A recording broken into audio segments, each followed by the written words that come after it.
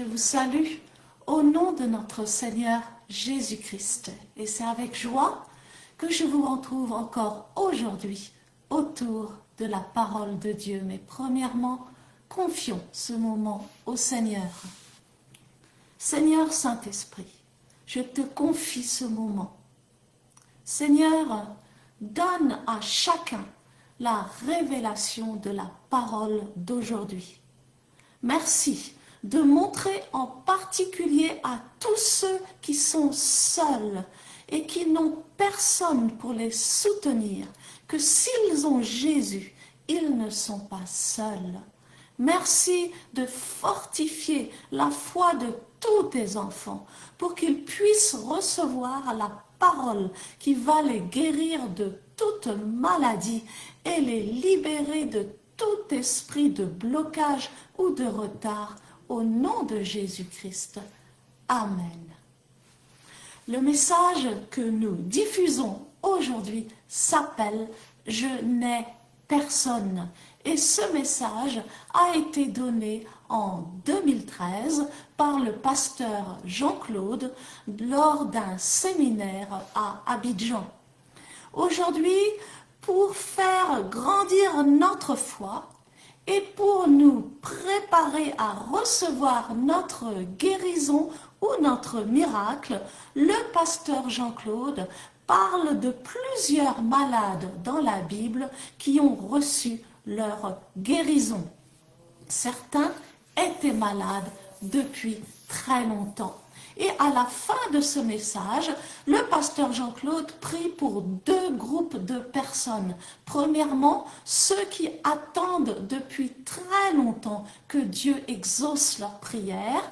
Et deuxièmement, ceux qui ont besoin spécifiquement de la guérison. Donc le premier malade décrit dans Jean 5, c'est l'homme qui est à la piscine de Bethesda et qui est malade depuis 38 ans. Et cet homme, donc ainsi que les autres malades, attendaient qu'un ange vienne les guérir.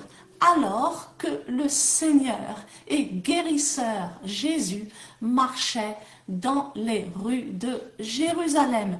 Et le pasteur nous dit, comment se fait-il qu'ils n'ont pas entendu parler de Jésus? Parce que ceux qui connaissaient Jésus n'ont pas amené l'information dans la piscine. Et il ajoute, mon peuple meurt par manque d'information. La première information est Jean 3,16. Dieu a tant aimé le monde qu'il a donné son Fils unique afin que quiconque croit en lui ne périsse point, mais ait la vie éternelle. La deuxième information est 1 Jean 3,8. Jésus est venu détruire les œuvres du diable et donc il est venu apporter la guérison. En cette année 2026 où nous voulons mettre l'accent sur l'évangélisation personnelle, je vous encourage à partager ces informations partout où vous allez. Beaucoup plus de gens que vous croyez aimeraient recevoir ces informations. Donc cet homme attendait que quelqu'un le porte dans l'eau de la piscine car il était infirme. Et c'était le premier qui arrivait dans l'eau qui était guéri par l'ange. Et quand Jésus lui a demandé s'il voulait être guéri, il a répondu, je n'ai personne. Je n'ai personne qui peut me porter. Et le pasteur Jean-Claude s'adresse précisément à ceux qui n'ont personne, ceux qui se sentent seuls. Et il leur dit, vous n'êtes pas seuls car vous avez Jésus. Invoquez son nom, amen, dans votre situation et il vous répondra car il est tout proche de vous. Et le problème est que, comme le malade de la piscine de Bethesda, nous attendons à une aide qui vient des hommes. Amen. Et cet homme attendait un simple homme alors que le créateur de l'univers se tenait devant lui et qu'il pouvait le guérir, voilà, directement sans même aller le jeter dans la piscine. Nous qui avons accepté Jésus comme notre maître et notre sauveur, nous avons l'Esprit de Jésus qui est venu habiter en nous et qui demeure en nous 24 heures sur 24. Combien plus pouvons-nous expérimenter le miracle dans nos vies? Amen. Le deuxième malade décrit dans Marc chapitre 5 était une femme qui souffrait aussi depuis longtemps, depuis 12 ans. Et son état allait en s'empirant. Et son problème aussi était qu'elle n'avait pas entendu parler de Jésus plus tôt. Amen. Et le pasteur s'adresse à ceux qui connaissent des gens qui passent par des situations difficiles. Il les exhorte à leur parler de Jésus. Et il dit, il n'y a qu'une seule clé pour sortir ces personnes de leur situation, c'est de leur parler de Jésus. Donc heureusement, un jour, cette femme a entendu parler de Jésus qui guérit toutes les maladies. Et ayant entendu parler de Jésus, la Bible nous dit, ayant entendu parler de Jésus, elle a eu la foi et elle était déterminée à toucher le bord du vêtement de Jésus, car elle savait que si elle touchait Jésus, elle serait guérie. Nous qui avons entendu parler de Jésus depuis longtemps, savons-nous toucher Jésus par la foi?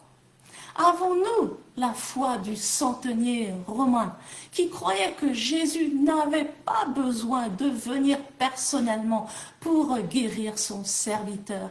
Il savait qu'il suffisait qu'il envoie sa parole, car la parole de Jésus et Jésus sont un. Donc, en plus d'avoir Jésus en nous, nous avons sa parole que nous pouvons déclarer et que nous pouvons envoyer dans toutes les situations. Avons-nous même la foi de l'aveugle Bartimée, qui, quand Jésus l'a appelé, s'est levé d'un bond et il a jeté son manteau avant d'être guéri. Ce manteau représentait son identité d'aveugle et la possibilité de recevoir l'aumône. Mais il a jeté son manteau avant d'être guéri, c'est-à-dire qu'il a cru avant de voir, et plutôt que de voir, amen, avant de croire. Et le pasteur conclut son enseignement avec l'importance de la reconnaissance.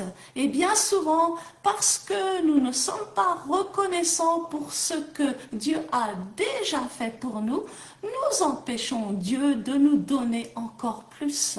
Amen. Et il nous raconte l'histoire, le pasteur nous raconte l'histoire des 10 lépreux décrite dans Luc à son chapitre 17. Les 10 lépreux ont été guéris, mais un seul a été reconnaissant.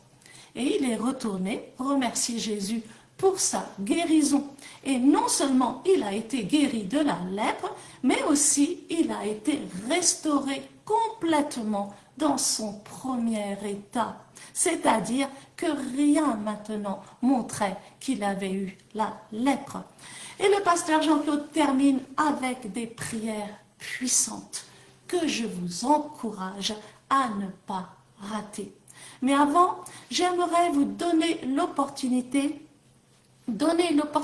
à ceux qui n'ont pas encore accepté Jésus comme leur Seigneur et Sauveur, à le faire maintenant en déclarant les paroles suivantes. Je vous invite à répéter après moi. Seigneur Jésus, je reconnais que je suis pécheur. Je reconnais que tu es mort à la croix pour moi, à ma place, et que tu es ressuscité des morts.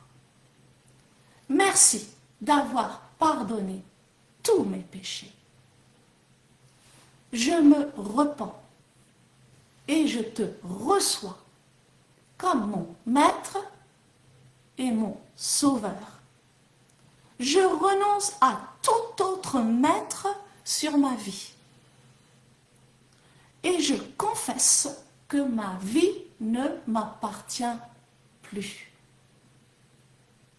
Je renonce à mes plans personnels et je m'engage maintenant à te suivre et à t'obéir en toutes choses. Merci pour le don de la vie éternelle. Amen. Si vous avez déclaré ces paroles de tout votre cœur, vous êtes devenus enfants de Dieu. Dieu s'engage à vous donner un avenir alors que vous vous engagez à le suivre jusqu'au bout. Et il vous promet que vous ne serez plus jamais seul. Amen. Car il ne vous abandonnera jamais. Prions. Seigneur, alors que tes enfants ont renouvelé leur engagement à te suivre, merci de les délivrer de toute réclamation de tout autre maître. Merci de briser les chaînes qui les retiennent à leur passé. Merci de libérer tes enfants de tout esprit de retard ou de blocage. Et merci de les propulser dans le futur que tu as préparé pour eux. Je prie pour que la parole qui va être relâchée maintenant les libère de toute captivité et les guérisse de toute maladie au nom de Jésus-Christ. Amen. Que le Seigneur vous bénisse abondamment. Amen. Seigneur, merci pour ta présence au milieu de nous. Merci pour ton Esprit Saint qui est ici pour nous faire du bien, pour nous conduire dans la révélation de ta parole. Merci parce que ta parole amène la guérison dans la situation de quelqu'un. Ta parole amène la délivrance, amène la provision, le réma nécessaire, ce dont tu as besoin dans ta circonstance. Rien n'est impossible à Dieu, il est le pourvoyeur. Abraham l'a appelé Jéhovah Jireh, le Dieu qui donne la provision au moment où on ne s'y attend pas. Alléluia. Au moment où tu ne t'y attends pas, tu vas le voir. Amen. Vous savez, la foi cherche toujours à savoir comment. Marie a demandé à l'ange comment ça va se faire. J'ai jamais vu une femme mettre au monde sans l'intervention d'un homme. Comment. Il y a beaucoup de gens qui se demandent comment. Mais le comment n'est pas notre part, c'est la part de Dieu. Tout ce que Dieu dit, crois seulement. Je vais m'occuper du comment. Amen. Et rien n'est impossible à notre Dieu. Alléluia. Jean chapitre 5, je vous invite dans Jean chapitre 5. Dans Jean chapitre 5, nous trouvons là l'histoire d'un homme. La Bible dit, à partir du premier verset, « Après cela, il y eut une fête des Juifs. » Merci. « Et Jésus monta à Jérusalem. Or, à Jérusalem, près de la porte des brebis, il y a une piscine qui s'appelle en hébreu Bethesda et qui a 5 portiques. Sous ces portiques étaient couchés en grand nombre des malades, des aveugles, des boiteux, des paralytiques, qui attendaient le mouvement de l'eau. Car un ange descendait de temps en temps dans la piscine et agitait l'eau. Et celui qui y descendait le premier, après que l'eau avait été agitée, était guéri, quelle que soit sa maladie. Là se trouvait un homme malade depuis 38 ans. Jésus, l'ayant vu coucher et sachant qu'il était malade depuis longtemps, lui dit, « Veux-tu être guéri ?»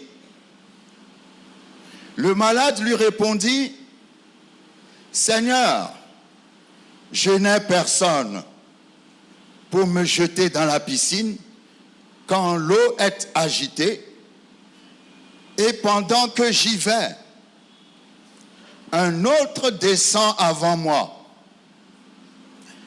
Lève-toi, lui dit Jésus, prends ton lit et marche. Aussitôt, cet homme fut guéri, il prit son lit et marcha. Amen. Notre message aujourd'hui s'intitule « Je n'ai personne ». Alléluia. Je n'ai personne. Lorsque nous lisons cette histoire, la Bible dit, à Jérusalem se trouve une piscine appelée Bethesda. Bethesda, en hébreu, signifie la maison des sources ou la maison de la miséricorde. Et cette piscine avait 5 portiques. Et sous ces portiques étaient couchés en grand nombre des malades, des aveugles, des boiteux, des paralytiques qui attendaient le mouvement de l'eau, car un ange descendait de temps en temps dans la piscine et agitait l'eau. Et celui qui y descendait le premier, pas le deuxième, pas le troisième, pas le quatrième, mais le premier, cette personne qui descendait le premier, dès que l'eau avait été agitée, était guérie. Et ce qui est extraordinaire, c'est que la Bible précise, quelle que soit sa maladie. Alléluia. Et là se trouvait un homme, comme nous l'avons lu tout à l'heure, qui souffrait d'une maladie. Depuis 38 ans, il cherchait une opportunité pour tomber dans la piscine, dans l'eau de la piscine.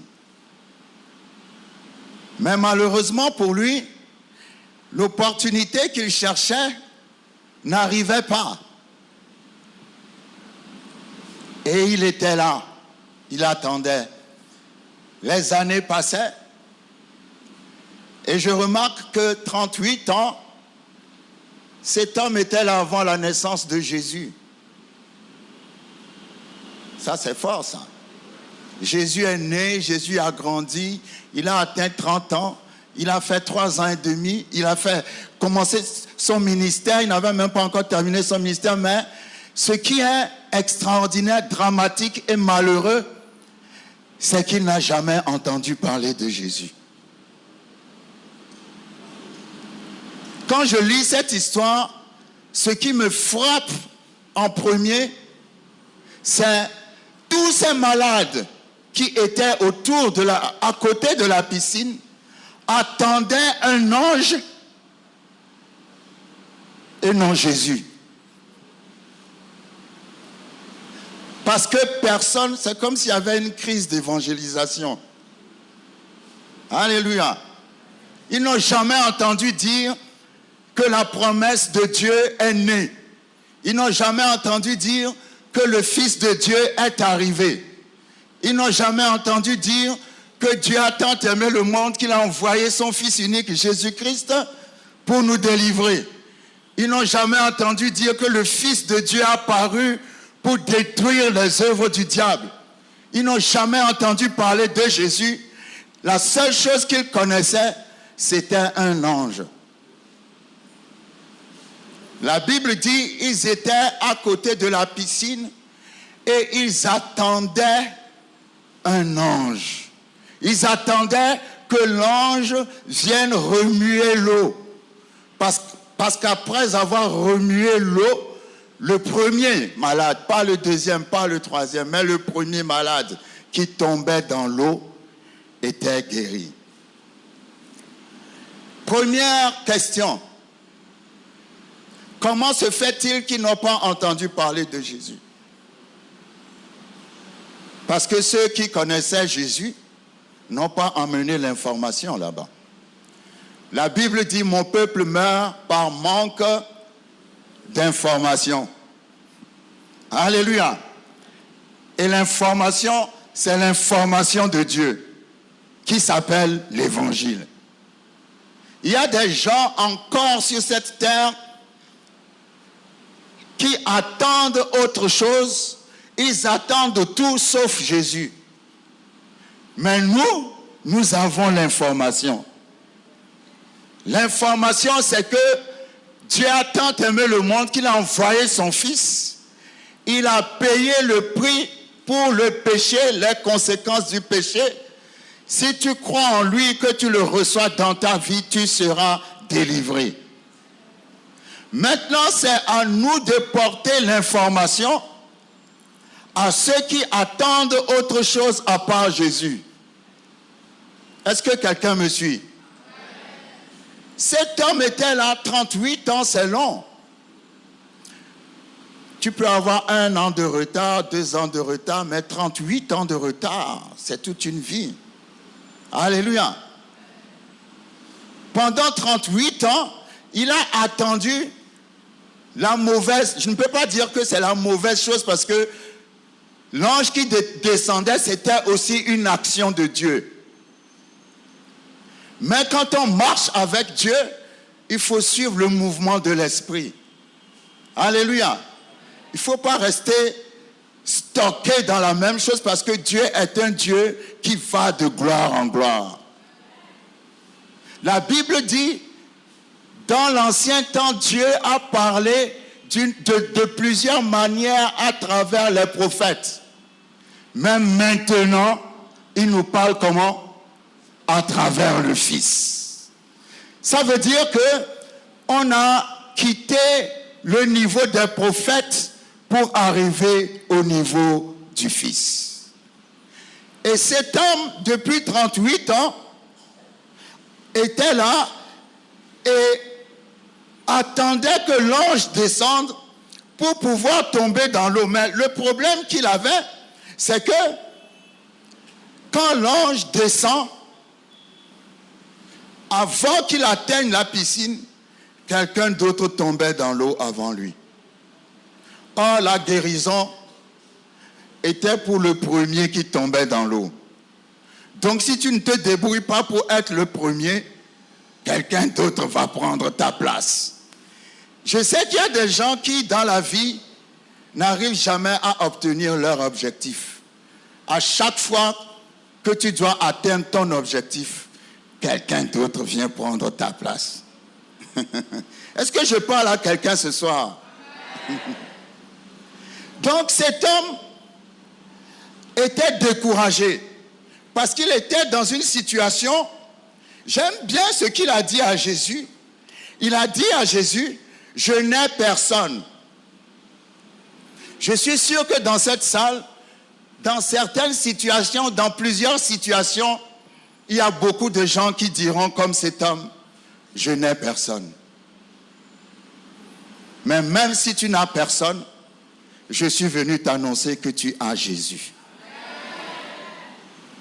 Tu peux ne pas avoir quelqu'un, mais si tu as Jésus, tu as déjà tout. Mais encore faut-il qu'on te parle de Jésus. Alléluia. Donc, il était là, la Bible dit, quand Jésus est venu le trouver, il était couché par terre. Il n'était pas assis, il n'était pas debout, il était couché. Vous savez, la position couchée, c'est la position de l'incapacité. C'est-à-dire, il était arrivé à un niveau où c'est comme s'il était vivant, mais c'est comme s'il était déjà mort. Mais cet homme était extraordinaire.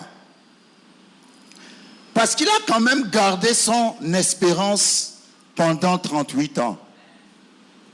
Pendant 38 ans, beaucoup de gens allaient déjà changer d'église. Je ne dis même pas changer d'église, mais laisser l'église. Pendant 38 ans, tu ne peux pas continuer d'espérer pendant 38 ans. Mais quelque chose a fait que cet homme, malgré qu'il observait les succès des autres sans jamais avoir de succès, Dieu dit à quelqu'un, tu as toujours observé les succès des autres, mais maintenant ta saison est arrivée pour avoir du succès. Il a tellement observé les succès des autres, mais les succès des autres, parfois le décourageaient, mais en même temps l'encourageaient.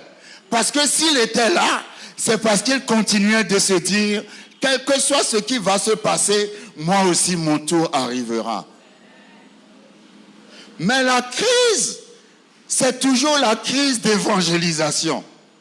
Parce qu'il y a des informations, quand tu les reçois, ça emmène l'accélération dans ta situation.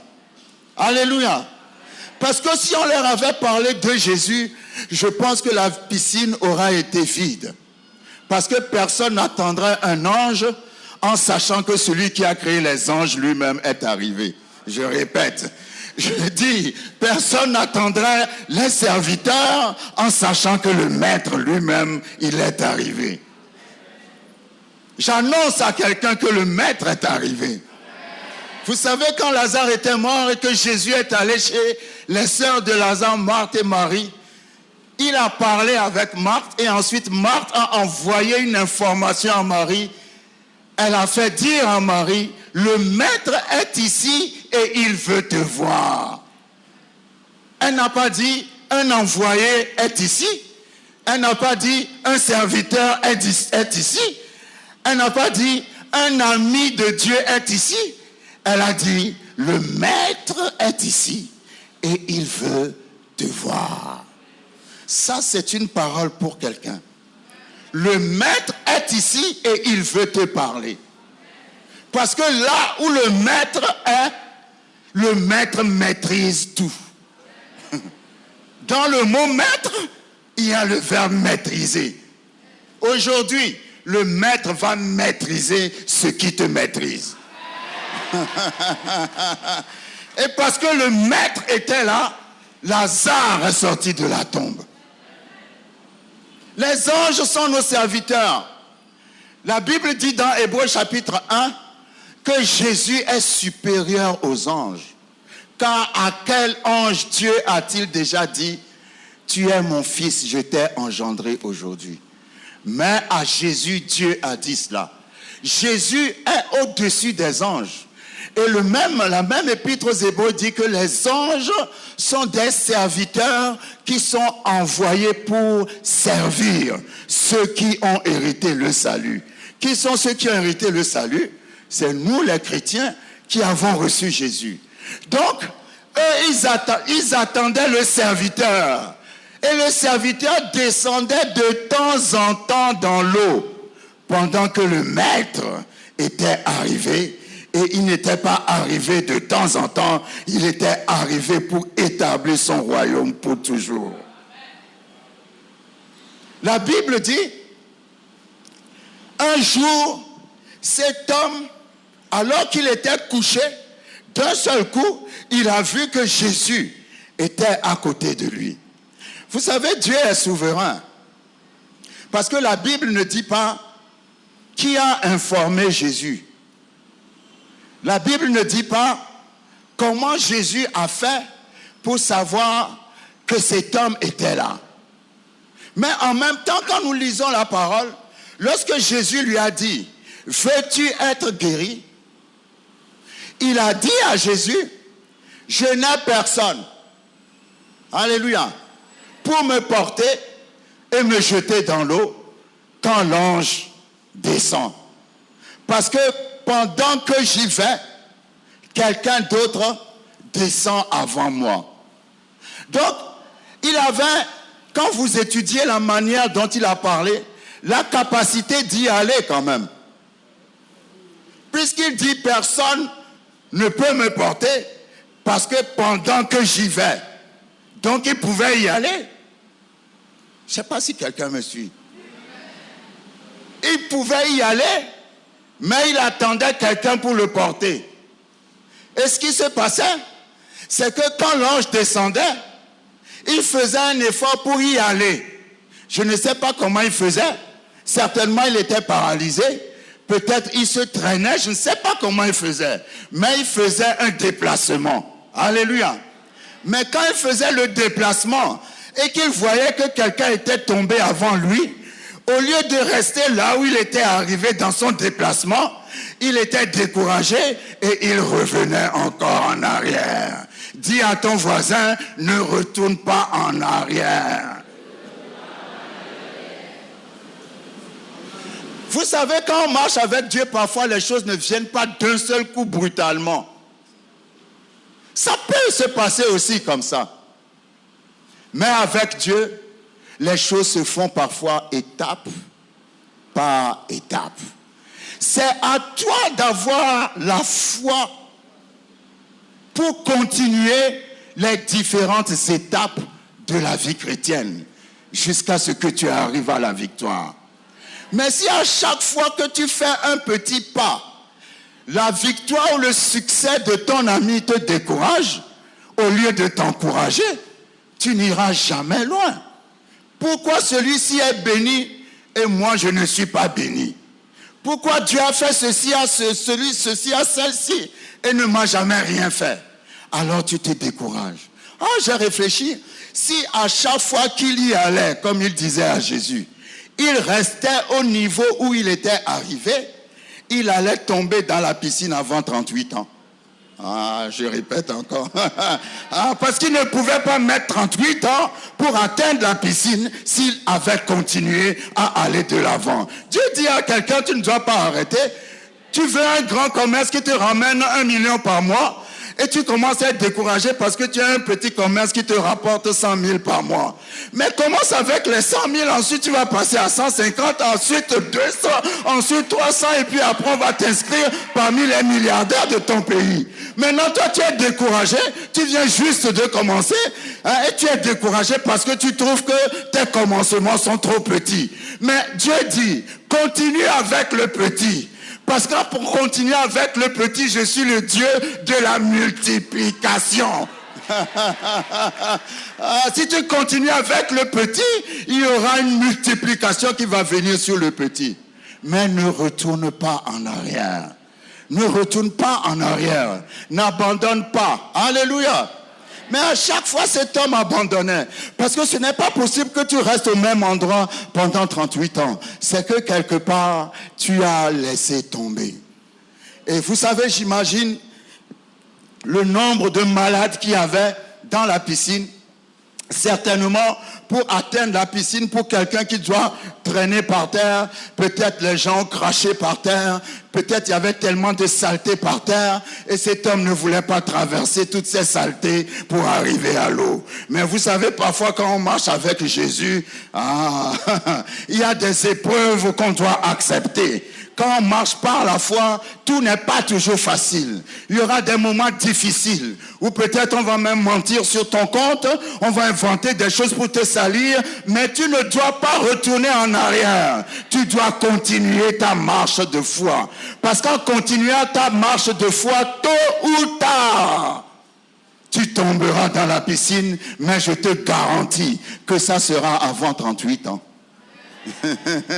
Ça sera avant 38 ans. La Bible dit quand Jésus-Christ est venu, Jésus-Christ lui a seulement posé une question. Vous savez, ce que j'aime chez le Seigneur, c'est la précision et la spécificité. Jésus-Christ ne lui a pas demandé pourquoi tu es là.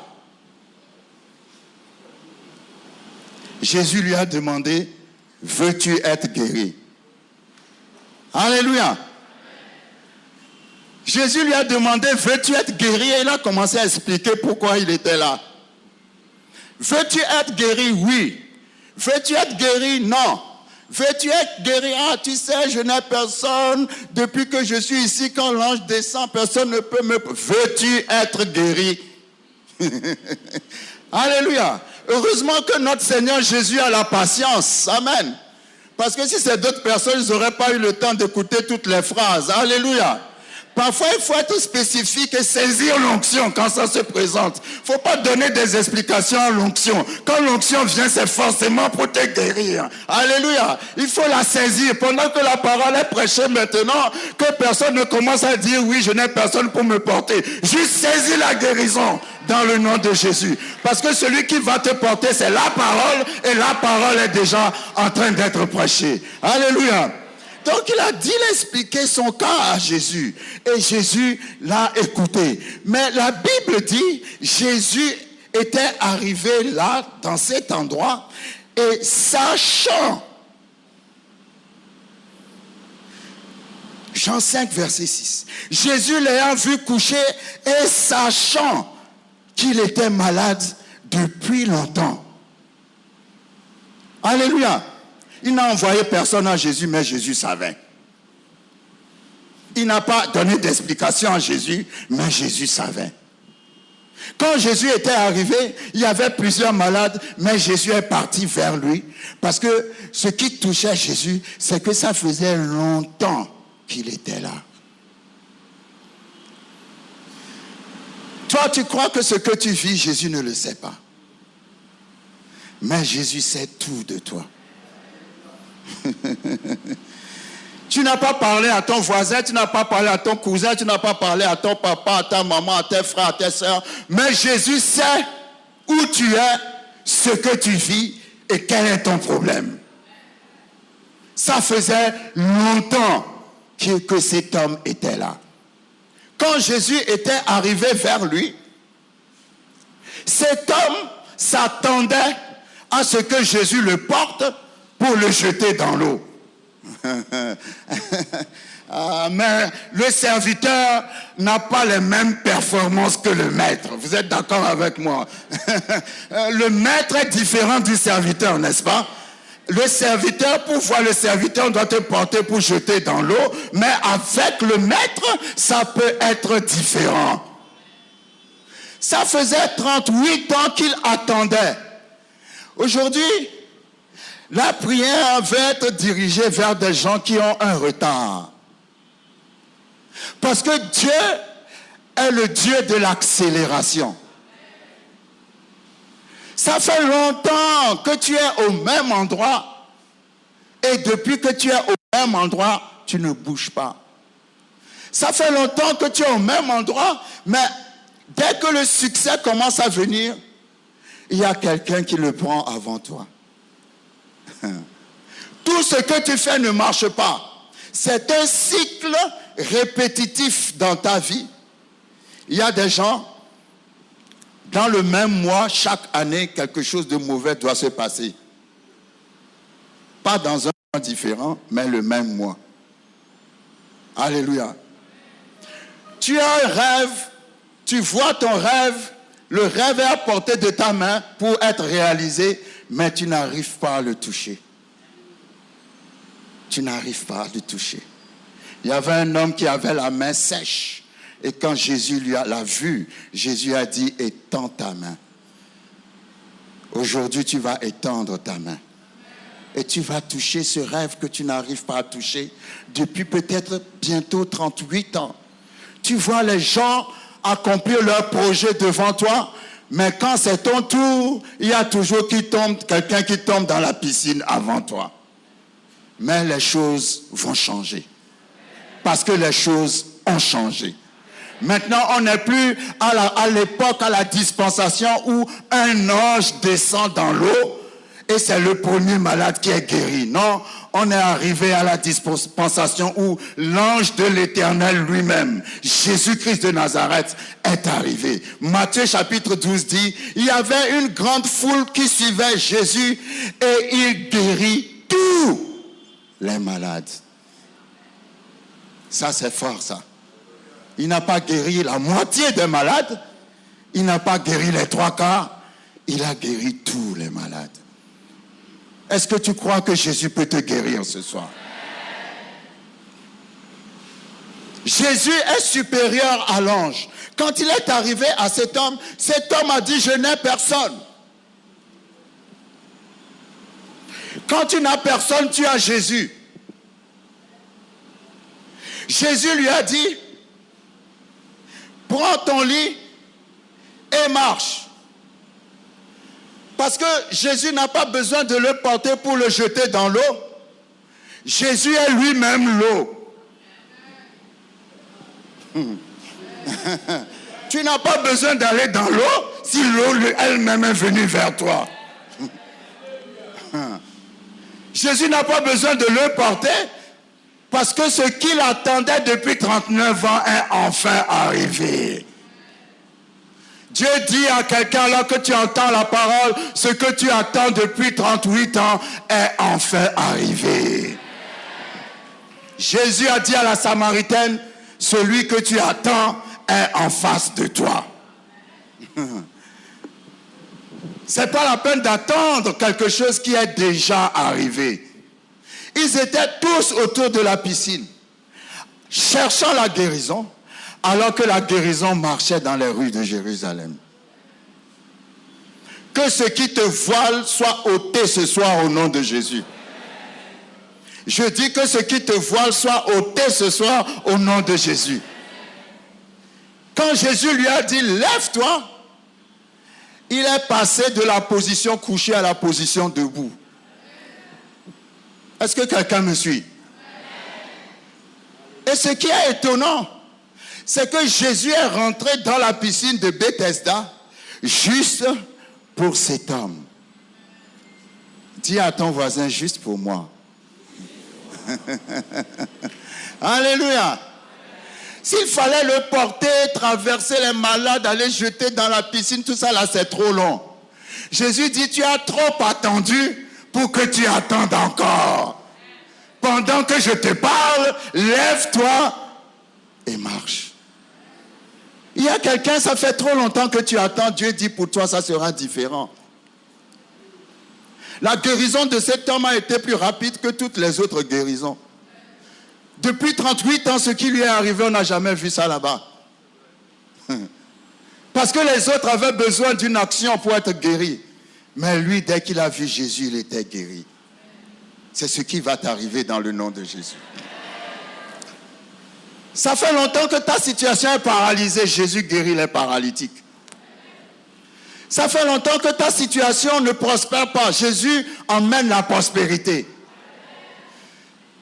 Il fallait que cet homme ait la foi pour continuer sa marche.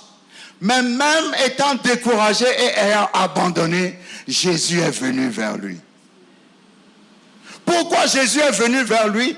Pourquoi Jésus n'est pas venu plus tôt? Pourquoi c'est vers lui que Jésus est venu? Je ne sais pas. Mais je sais que mon Dieu est souverain.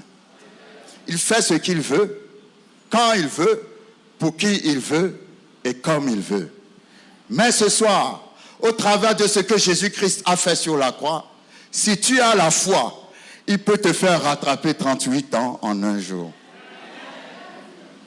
38 ans en un jour. Quand cet homme a été guéri, ce qui est extraordinaire, c'est qu'il ne savait même pas qui l'avait guéri. C'est après qu'il a compris que c'était Jésus. Ça s'appelle la grâce de Dieu. Alléluia. La grâce est venue te trouver ce soir. Je ne sais pas au bord de quelle piscine tu te trouves. Ça fait longtemps que tu attends. Je ne sais pas. Vous savez, le mouvement, il ne voyait pas l'ange venir. Il voyait seulement le mouvement de l'eau. Quand l'eau commençait à entrer dans un mouvement, c'est là où ils comprenaient que l'ange était là. Leur foi était basée sur ce qu'ils voyaient. Alléluia. C'était basé sur les 5 sens. C'était basé sur les 5 portiques qui amenaient à la piscine. Le goût, l'odorat, le toucher, la vue et l'ouïe. Il y a des gens, tant qu'ils ne voient pas, ils ne croient pas. Ils étaient tellement concentrés sur ce qu'ils voyaient que quand le maître est venu, ils ne l'ont pas vu. Parce que pour toucher le maître ou être touché par le maître, il faut dépasser ce que tu sens, ce que tu vois, ce que tu entends. Parce que tes circonstances vont toujours te décourager. Mais en entendant la parole de Dieu, ça met la foi en toi. Et la foi va emmener Jésus vers toi.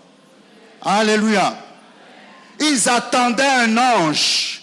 Je ne sais pas en quoi tu as mis ta confiance. D'autres personnes attendent des personnes. Je connais telle personne. Telle personne travaille dans le gouvernement, il va m'aider. Telle personne a de l'argent, il va m'aider. Et tu attends une personne. Mais Dieu te dit aujourd'hui, change ton attente. Alléluia. Change ton attente. Ils attendaient un ange, mais c'est Jésus qui est venu le sauver. C'est Jésus qui va te sauver. Ce n'est pas une personne qui va te sauver. Ce n'est pas une connaissance qui va te sauver. Ce n'est pas une relation qui va te sauver. Ce n'est même pas un ange qui va te sauver. Parce qu'il y a des gens qui adorent les anges. Mais Jésus est supérieur aux anges. Tu n'adores pas les anges, tu adores Jésus. Parce que quand Jésus est né, les anges l'ont adoré. Alléluia. C'est Jésus qui va te sauver. Et la manière dont il va faire les choses, vous savez, parfois nous aimons nous comparer aux autres. La seule personne à qui tu dois te comparer, c'est Jésus. Parce que c'est Jésus qui est la référence.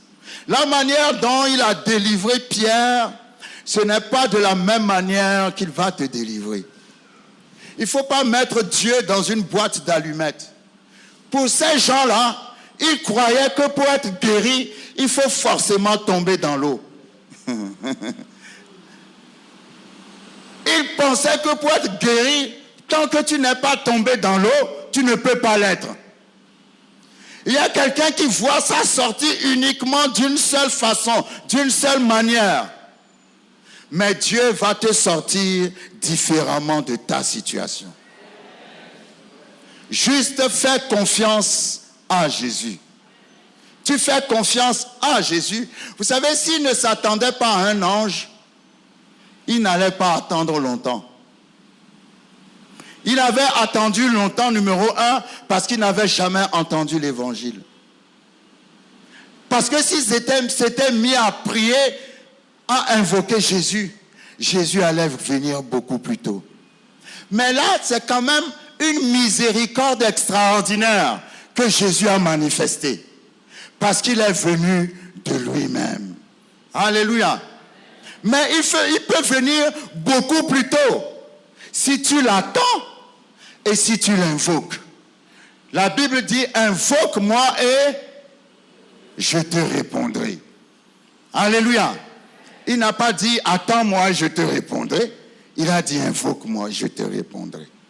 Tu appelles son nom et il va te répondre. Bien sûr, tu appelles son nom et tu attends. Tu n'appelles pas son nom et tu vas faire autre chose. Jésus n'a jamais déçu. Et Jésus ne te décevra jamais.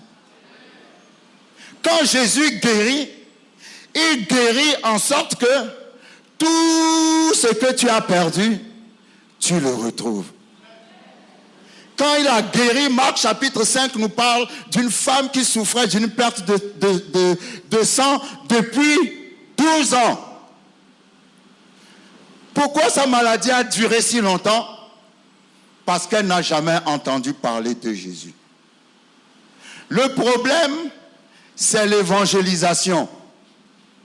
C'est pourquoi tu dois prendre sur toi la responsabilité de parler de Jésus.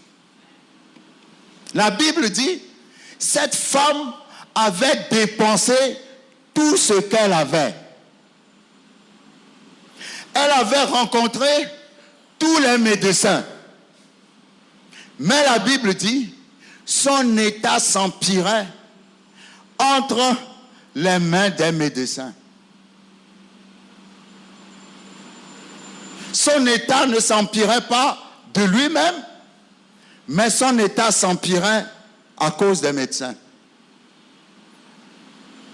Je ne veux pas dire qu'il n'est pas bon d'aller voir le médecin, mais parce qu'elle allait voir les marabouts, les féticheurs, les médecins qui utilisaient autre chose. Et au lieu que sa santé s'améliore, sa santé s'empirait.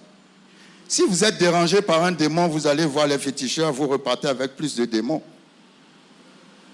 Et votre santé s'empire au lieu de s'améliorer. Donc elle était arrivée à la fin. Mais quand vous lisez son histoire, la Bible dit, ayant entendu parler de Jésus.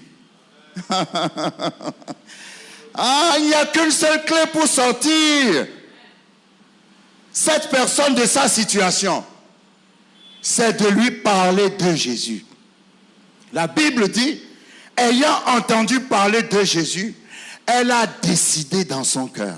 Je ne sais pas ce qu'elle a entendu de Jésus, mais je suis sûr qu'elle a entendu de Jésus que Jésus guérissait tous les malades.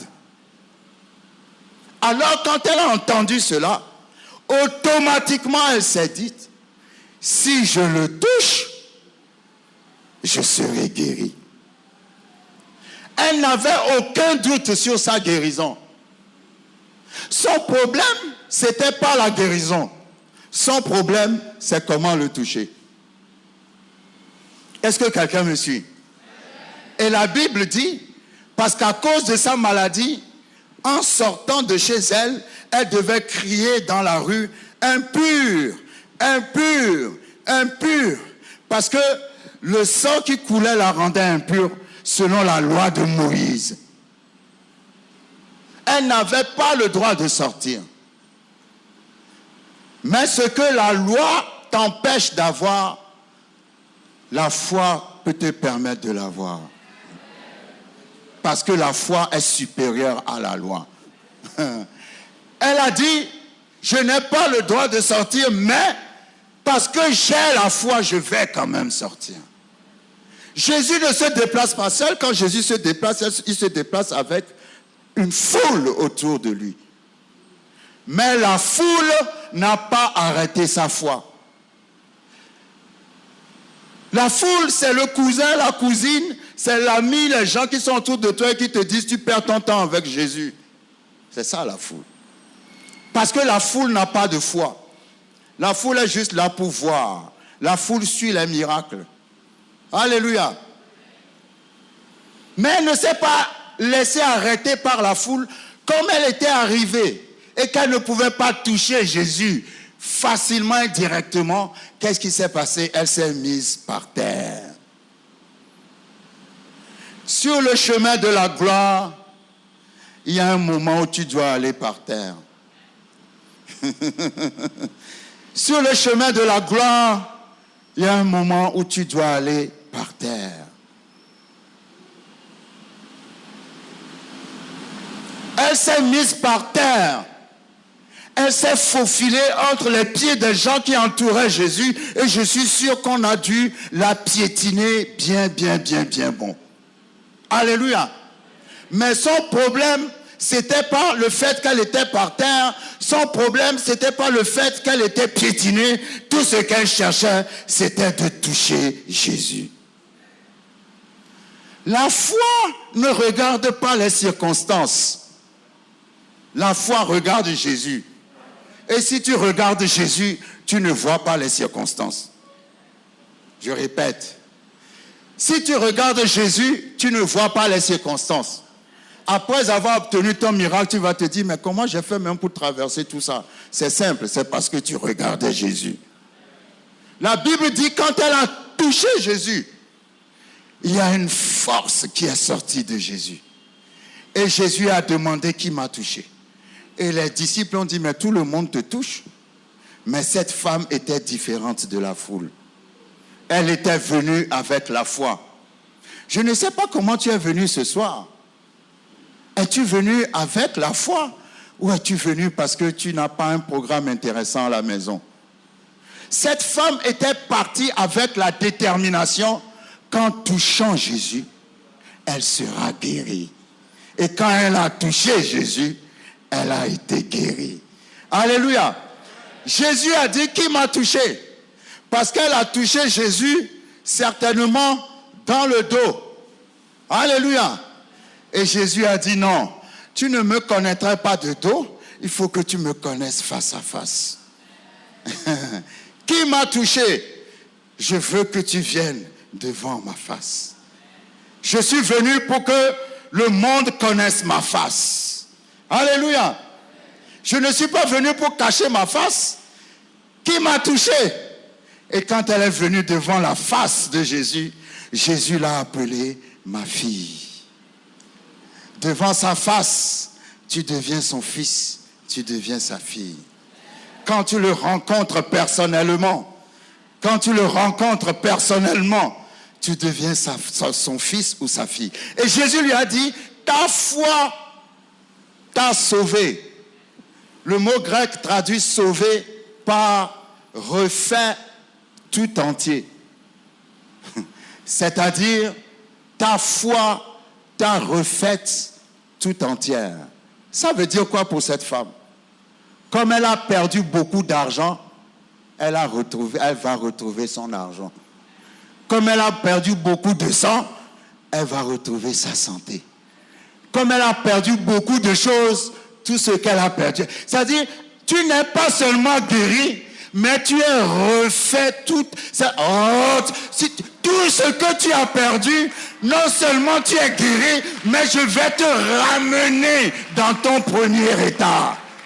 C'est pas que tu es guéri, mais il te manque. Non, tu es guéri, tu as retrouvé tout. Tu es refaite tout entière. Donc quand elle est sortie de la présence de Jésus, tout l'argent que les médecins bizarres lui ont pris, elle va retrouver cet argent. Elle va retrouver la prospérité. Elle va continuer à grandir dans cette prospérité à cause d'une seule rencontre. Alléluia. Ayant entendu parler de Jésus. Vous savez, Jésus n'est pas venu juste pour nous donner une chose. Jésus est venu pour nous donner toutes choses. Il n'est pas venu pour te donner la guérison et puis te laisser dans la pauvreté. Il est venu pour te donner et la guérison et la pauvreté. Vous savez le mot shalom, quand on dit Jéhovah shalom, le mot shalom en hébreu, ça signifie rien n'est brisé et rien ne manque. Rien n'est brisé dans ta vie et rien ne manque dans ta vie. Tu es tout entier ou tout entière. Quand tu rencontres Jésus, il n'y a rien qui reste brisé ou quelque chose qui te manque. Il te refait tout entier ou il te refait tout entière. Parce que Jésus, j'aime bien ce verset de Colossiens qui dit « Car en lui réside toute la plénitude de la divinité. Car en lui habite corporellement toute la plénitude de la divinité. » Ça, c'est un verset qui dit carrément que Jésus-Christ est Dieu. Et pourtant, vous trouverez des gens qui vous diront le contraire. Colossiens chapitre 2 dit « En Jésus habite corporellement toute la plénitude, pas la moitié. » La plénitude, c'est le Père, le Fils, le Saint-Esprit. En lui habite corporellement toute la plénitude de la divinité. Quand vous voyez Jésus, en apparence, il a un corps, mais à l'intérieur, c'est Dieu lui-même qui est venu marcher sur cette terre. La Bible dit, il a donné sa vie. On n'a pas pris sa vie, mais il a donné sa vie. Quand les Romains sont venus l'arrêter, il a demandé aux soldats, qui cherchez-vous? Ils ont dit Jésus de Nazareth, il a dit c'est moi, ils sont tous tombés par terre. La bonne traduction dit, qui cherchez-vous? Ils ont dit Jésus de Nazareth, il a dit je suis. Le nom de Dieu lui-même. Et ils sont tous tombés par terre. Est-ce que vous êtes sûr que vous pouvez arrêter quelqu'un comme ça? Vous venez m'arrêter, je vous dis, qui cherchez-vous? Vous dites Jean-Claude, je dis, c'est moi, et puis vous êtes tous tombés par terre. Non. On ne l'a pas arrêté, il s'est laissé arrêter. Parce qu'il est plus fort que la vie. Alléluia. Mais comme il fallait payer le prix du péché, il est venu s'offrir en sacrifice. Alléluia. Si seulement je le touche, disait cette femme. Mais cette femme n'a même pas touché Jésus. Mais toi, non seulement tu touches Jésus, mais il habite en toi. Mais cette femme n'a pas touché Jésus. il a touché le bord des vêtements de Jésus. Vous êtes d'accord avec moi? Elle voulait toucher Jésus, mais elle n'a pas touché Jésus, elle a touché le bord de ses vêtements. Si le bord des vêtements de Jésus l'a guéri, qu'est-ce que Jésus lui-même... Oh! Comment? Si le bord des vêtements de Jésus a guéri cette femme, qu'est-ce que Jésus lui-même peut te faire? Elle, Jésus n'habitait pas en elle, mais toi, Jésus habite en toi. Elle n'a jamais mangé le corps de Jésus, mais toi, tu manges le corps de Jésus tous les dimanches. Si un ange est capable de guérir quelle que soit cette maladie, alors que ferait celui qui a créé les anges?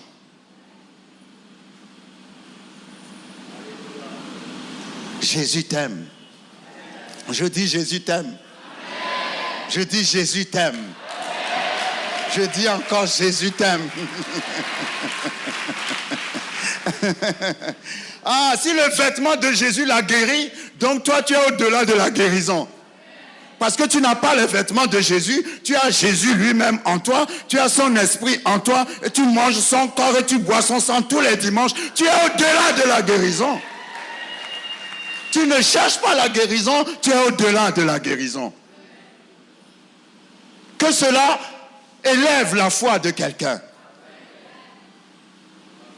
Que cela élève ta foi à partir d'aujourd'hui. Sache que tu es au-delà de la guérison. Même si les médecins disent que ta maladie est incurable, toi, au fond de toi, sache que tu es au-delà de la guérison. Et Jésus n'avait même pas besoin d'être là lui-même pour guérir. Quand le centenier a envoyé les serviteurs pour aller lui dire de venir guérir son serviteur à la maison, la Bible dit, alors qu'il s'avançait vers le centenier, vers la maison du centenier, le centenier lui a fait dire, ne viens pas chez moi. Alléluia. Pourquoi il a dit cela? Parce que le centenier était païen et Jésus était juif. Et ils n'étaient pas les juifs, n'entrent pas dans les maisons des païens comme ça. Alors il a dit à Jésus, étant donné que la loi m'interdit de te recevoir, j'ai la foi. La loi ne me permet pas de te recevoir parce que je ne suis pas juif, mais dis seulement la parole. Jésus lui a dit, ton serviteur est guéri.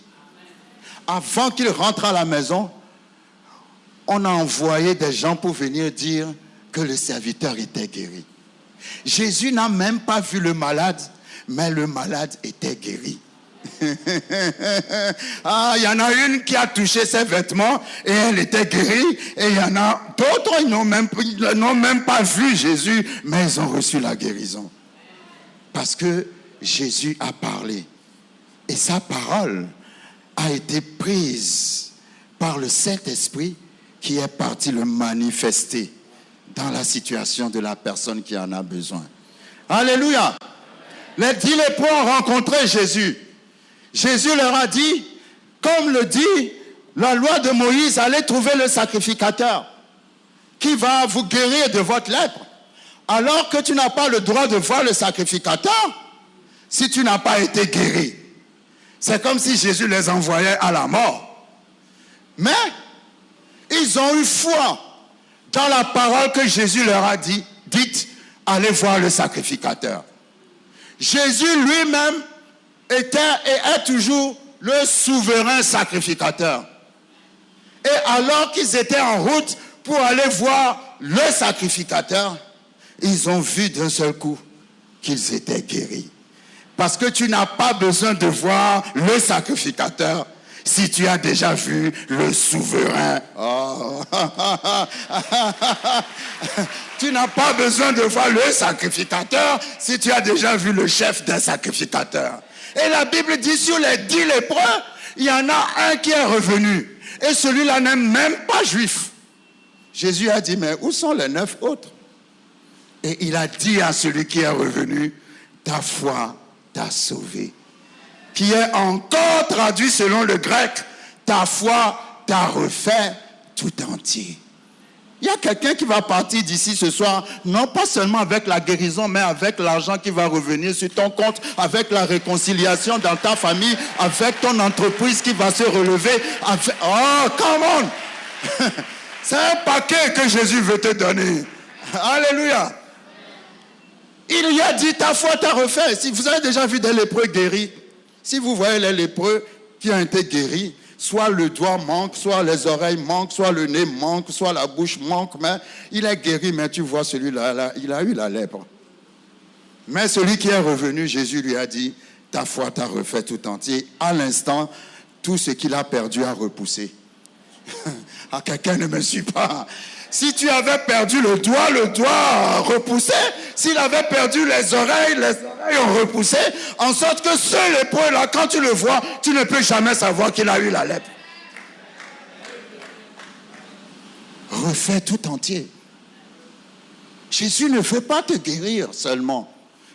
Il veut te refaire tout entier. Alléluia. C'est là où on voit l'importance de la reconnaissance. Les chrétiens ne sont pas reconnaissants. Enfin, pas tous. Alléluia. Il faut être reconnaissant. Parce que la reconnaissance, je vais terminer par là, on va prier. La reconnaissance pousse Dieu à te donner plus que le miracle. Celui qui est revenu dire « Merci Seigneur », est reparti avec quelque chose de plus que les autres n'ont pas. Est-ce que vous me suivez? Parce que Dieu aime la reconnaissance. Il y a des gens ici, vous avez reçu des guérisons, vous avez reçu des percées dans votre vie, mais vous n'êtes jamais venu à l'église avec une offrande pour remercier le Seigneur. Alléluia. Quand Jésus était dans le désert et qu'il mangeait et qu'il manquait le pain, qu'il manquait la nourriture, hein? Quand on lui a amené 5 pains et 2 poissons, qu'est-ce qu'il a fait? Il a dit, Père, tu vois bien qu'il y a des milliers de personnes ici, c'est tout ce que tu me donnes. C'est ce qu'il a dit. La Bible dit, rendre grâce, ça veut dire quoi? Ça veut dire remercier, n'est-ce pas? Le besoin qui se présentait était immense. La provision était petite. Parce que 5 pains, 2 personnes et 2 poissons ne peuvent pas nourrir 5000 personnes et plus. Mais est-ce que Jésus s'est plaint? Qu'est-ce qu'il a fait? Donc il était reconnaissant pour le peu que le Père lui a donné. Après avoir rendu grâce, qu'est-ce qui s'est passé? Il y a une multiplication. La reconnaissance amène toujours la multiplication.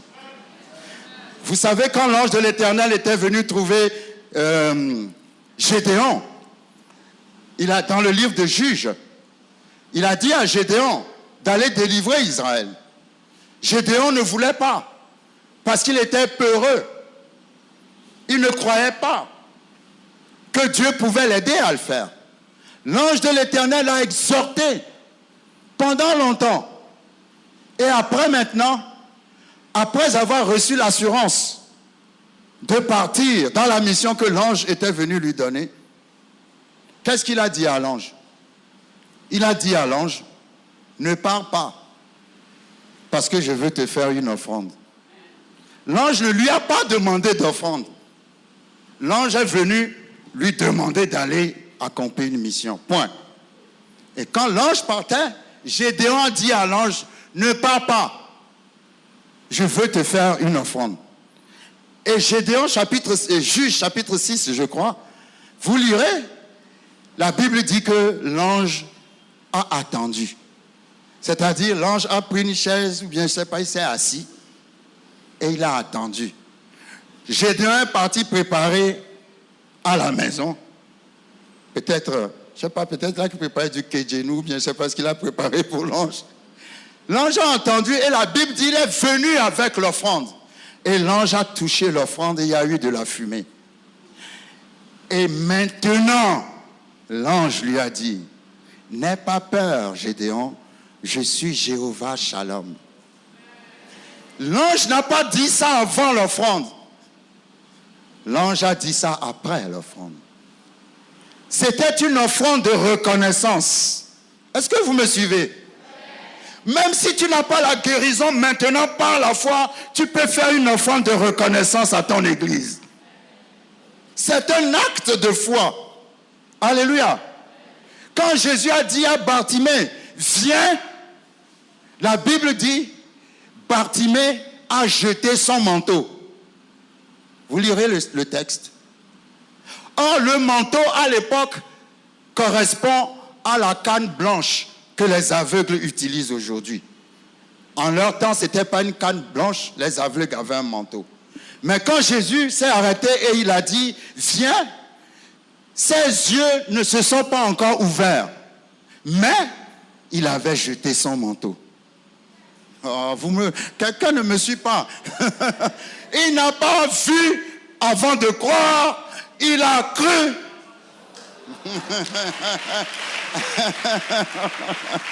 Ah, si un ange qui descend dans l'eau peut guérir de toutes les maladies, alors celui qui a créé l'ange va te refaire tout entier ce soir.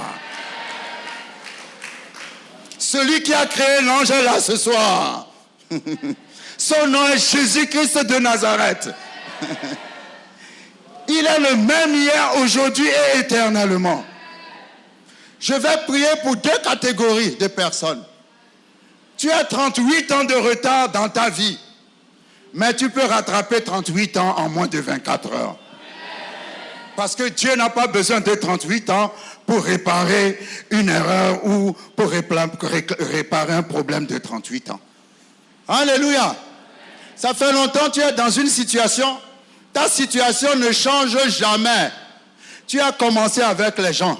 Les gens avec qui tu as commencé t'ont laissé là-bas. Leurs enfants sont venus te trouver là-bas. Ils t'ont encore laissé là-bas. Leurs petits-enfants sont venus te trouver. Ils t'ont encore laissé. Ça fait 38 ans, tu es au même endroit. Tu ne bouges pas. Tout bouge à côté de toi, mais toi, tu ne bouges pas. Aujourd'hui, tu vas déménager dans le nom de Jésus.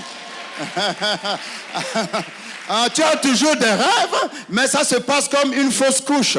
À chaque fois que tu commences le projet, tout marche bien, mais tu ne vois jamais la fin. Ça s'arrête toujours au milieu. Mais aujourd'hui, à partir d'aujourd'hui, tu verras la fin. À chaque fois que cet homme décidait d'aller vers la piscine, il y avait quelqu'un qui tombait dans l'eau avant lui. C'était comme un blocage. C'était comme si lui n'aura jamais d'opportunité de guérison. Tu te plains dans ton cœur, tu crois que c'est fini pour toi, tu penses que ta situation sera comme ça pour toujours. Non, Jésus de Nazareth est là aujourd'hui. Il n'est pas là pour te porter, te jeter dans l'eau comme les autres. Il est là pour faire quelque chose de différent avec toi. Pour toi, ça a été très long. Parce que ça a été très long, le résultat doit être différent. Le résultat s'appelle accélération. Nous allons prier ce soir que tous ceux qui ont des retards, retard de paiement de loyer, retard de paiement de crédit, retard au niveau de ta vie, retard dans la présentation de ton dossier pour trouver le travail, retard quand tu as commencé l'entreprise, rien ne marche, retard, tu es en retard partout. Même le jour où tu es né, tu étais venu en retard. Tu es né avec l'esprit de retard. Tout ce que les gens font en 10 ans, en 5 ans, pardon, toi tu le fais en 10 ans. Ou des fois tu ne le fais même pas. Parce qu'il y a comme un esprit qui est assis sur toi et qui veut que tu restes là-bas. Cet homme était assis parce qu'il n'avait pas d'opportunité d'aller plus loin. Et un jour, Jésus est arrivé. Alléluia. Et la même Bible dit que Jésus peut guérissait tous les malades. Donc cette maladie avec laquelle tu es venu ce soir est maudite au nom de Jésus. Tu ne partiras pas avec cette maladie, elle va périr dans la piscine de Bethesda aujourd'hui. Donc je vais demander, première catégorie, ceux qui expérimentent un retard. Tu tu expérimentes un retard. Cet homme avait 38 ans de retard. 38 ans de retard, et pourtant ce n'était pas trop tard. Parce qu'avec Jésus, ce n'est jamais trop tard. Je dis avec Jésus, ce n'est jamais trop tard. Avec Jésus, j'ai entendu l'histoire d'un homme qui a commencé l'école à 30 ans. À partir de CP0. Mais arrivé, je ne sais plus si c'est à une cinquantaine d'années, il avait dépassé les diplômes universitaires. Alléluia. Tu n'as peut-être pas commencé comme les autres, mais tu peux dépasser ceux qui ont commencé avant toi. Et je prends toujours l'image de Jésus. Ils ont été évangélisés dans une ville. Et Jésus lui-même, pour aller dans cette ville, il faut traverser la mer. Après, Jésus lui-même a dit aux apôtres, à ses disciples, partez, allez-y. Les disciples se sont posés des questions, mais maître, tu n'as pas de barque. D'où on vient, il faut traverser la mer pour aller de l'autre côté. Jésus leur a dit, allez-y. Ils ont pris la barque, ils sont partis. Jésus a fini son travail, qu'est-ce qu'il a fait? Il a marché sur l'eau. Quand il marchait sur l'eau, il a rattrapé la barque. Oh, quelqu'un ne me suit pas. Quand il marchait sur l'eau, il a rattrapé la barque. Il y a un autre évangile dit qu'il allait dépasser la barque. C'est là où Pierre a dit, mais attends, je rêve ou quoi? Est-ce un fantôme? Il dit, non, n'ayez pas peur, je suis, c'est moi. Alléluia.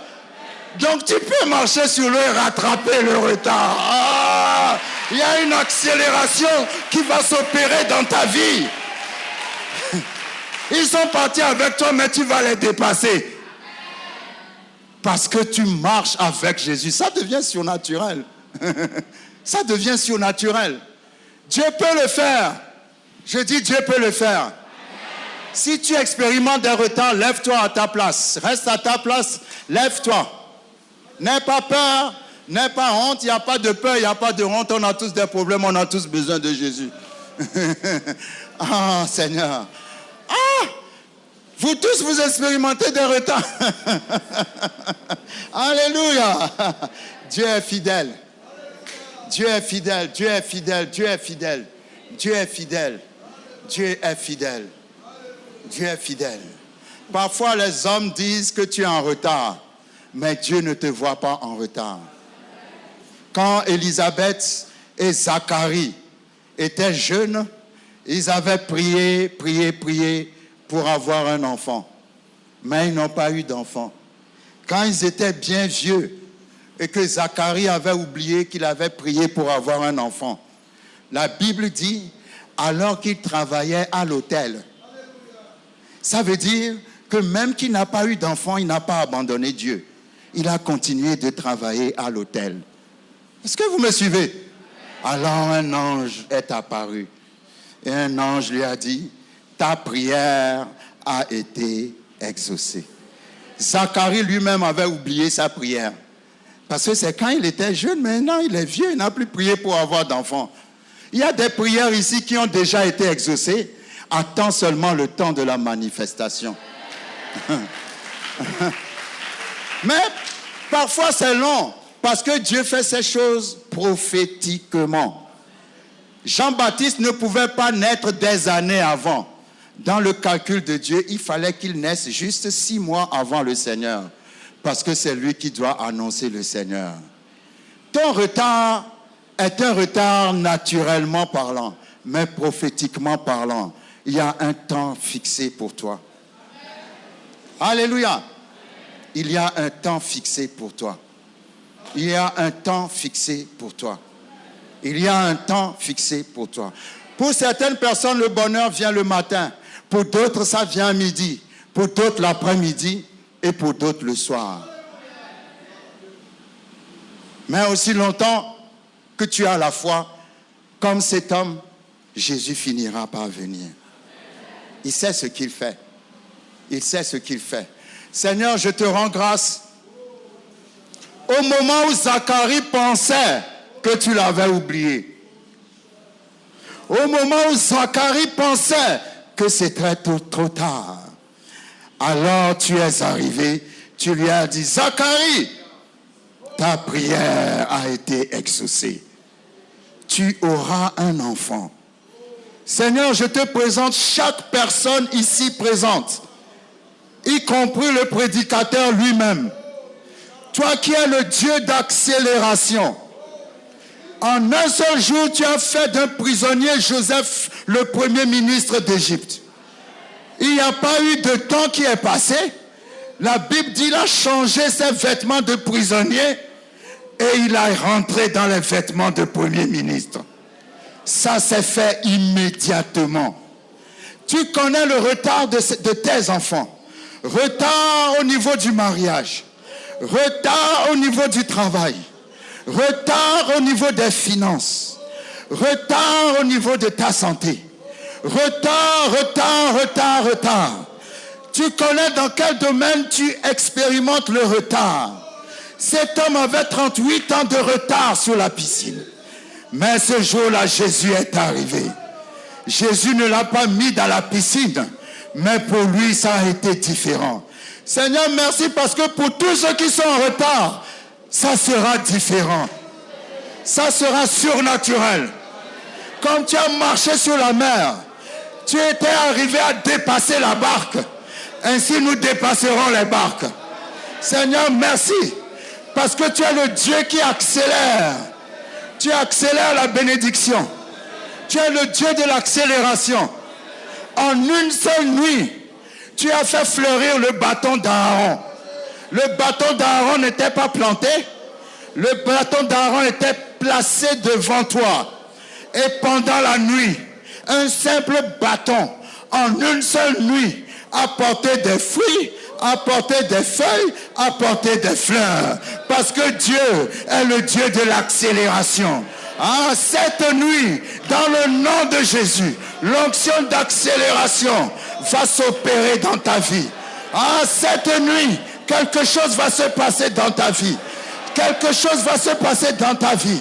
Ça ne sera pas naturel, ça sera surnaturel. Je dis, ça sera surnaturel.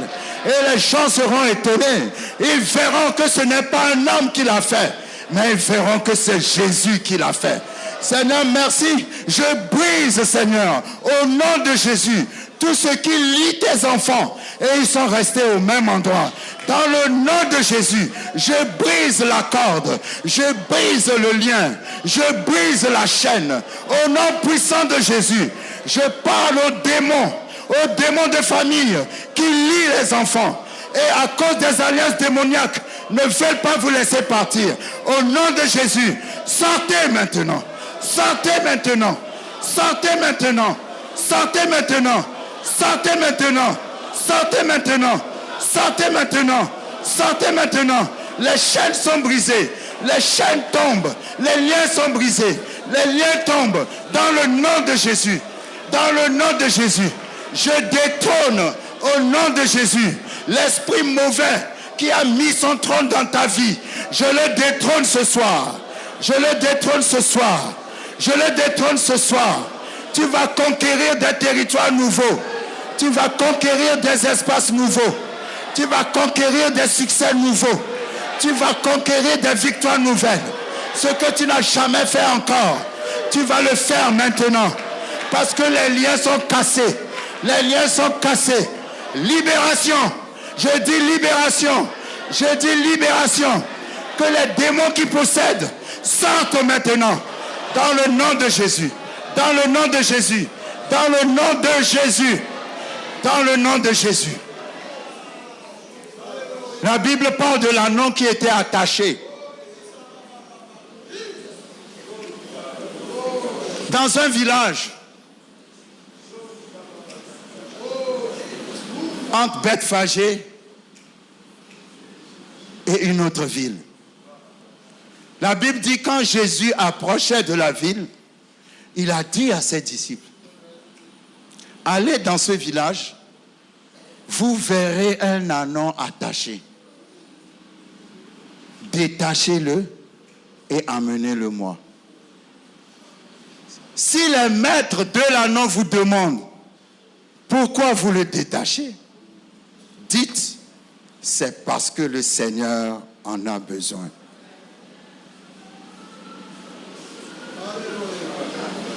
Il y a un anon ici. Le Seigneur m'a envoyé pour te détacher. La Bible dit, quand ils ont détaché l'anon, les maîtres de l'anon leur ont demandé pourquoi vous détachez l'anon. Et ils ont dit, le Seigneur en a besoin. Quand ils ont dit cela, les maîtres se sont tus. Aujourd'hui, les maîtres de ta vie vont se taire. Parce que tu vas changer de position. Le Seigneur a besoin de toi. Seigneur, merci. Plus de retard. Cet anon était resté attaché toute sa vie. Un anon est créé pour porter quelqu'un, mais lui n'a jamais porté quelqu'un. Les autres anons se moquaient de lui en disant, « Oh, regardez-le, lui n'a jamais porté quelqu'un, nous on a porté tout le monde, lui il est toujours attaché. » Il n'a jamais porté quelqu'un, mais le jour où il allait porter quelqu'un, il a porté le Seigneur.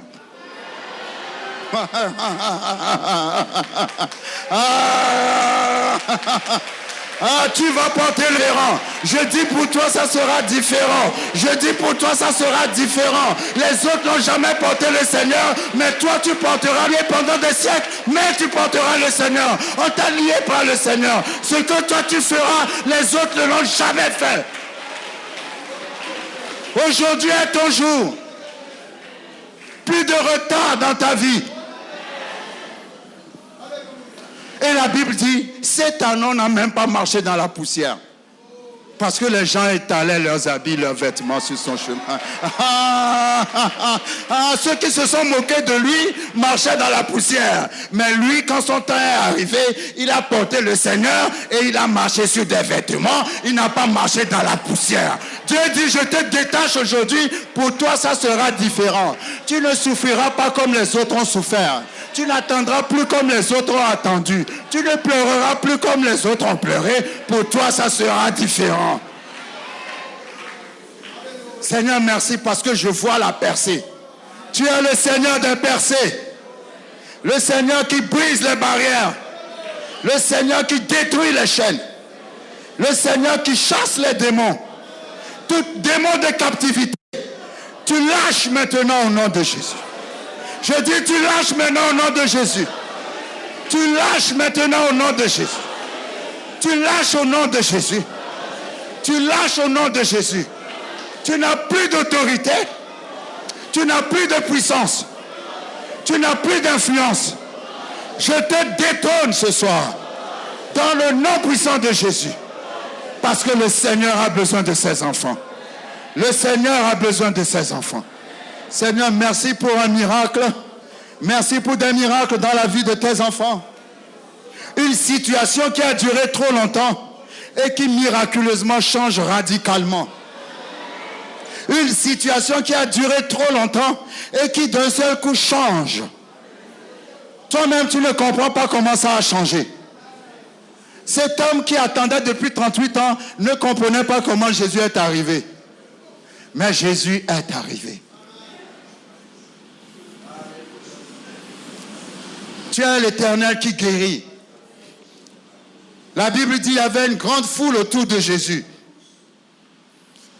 Et Jésus guérit tous les malades.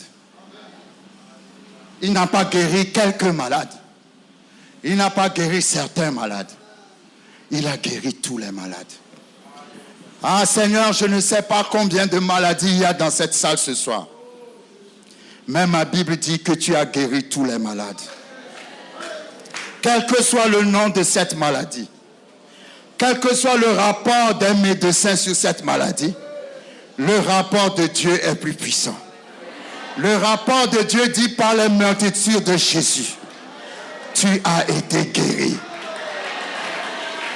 Au nom de Jésus, je déclare la guérison dans les corps maintenant. Merci Seigneur parce que la maladie disparaît maintenant. Merci parce que ton sang la balaye maintenant. Que toute germe de maladie se noie dans le sang de Jésus. Seigneur, j'applique le sang de Jésus-Christ de Nazareth à chaque maladie ici. Que le sang brise la maladie. Que le sang détruise la maladie. Que le sang de Jésus déracine la maladie. Tu es guéri au nom de Jésus. Tu es refait tout entier au nom de Jésus. Tu es refait tout entier au nom de Jésus. Quand ils ont mangé la chair de l'agneau de l'Ancien Testament, le psaume 105 dit, tu as sorti ton peuple de l'Égypte et parmi eux nul ne chancela. Chanceler en anglais, en hébreu signifie malade. Ils sont sortis de l'Égypte, ni les vieux, ni les bébés, ni les animaux, personne n'était malade. Ils étaient au moins 3 millions et personne n'était malade. Parce qu'ils ont mangé l'agneau de la Pâque. Ils ont dit que c'est l'agneau sans défaut. Mais cet agneau, quelque part, avait un défaut. Parce que le seul agneau qui n'a pas de défaut s'appelle Jésus. Aux yeux des hommes, il était sans défaut. Mais quelque part, il y avait un défaut. Mais ils l'ont appelé l'agneau sans défaut dans l'Ancien Testament. Quand ils ont mangé sa chair, mis son sang sur le linteau, les 2 poteaux, ils sont sortis complètement guéris. Pas un seul malade. Alors moi je dis encore, si l'agneau de l'Ancien Testament, qui certainement avait un défaut, a fait que tout un peuple a été guéri, à plus forte raison, le véritable agneau sans défaut, que tu manges tous les dimanches pendant la communion, comment ne parfaira-t-il pas ton corps?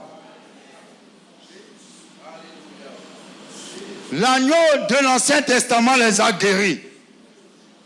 Alors le véritable agneau doit t'emmener hors de la guérison.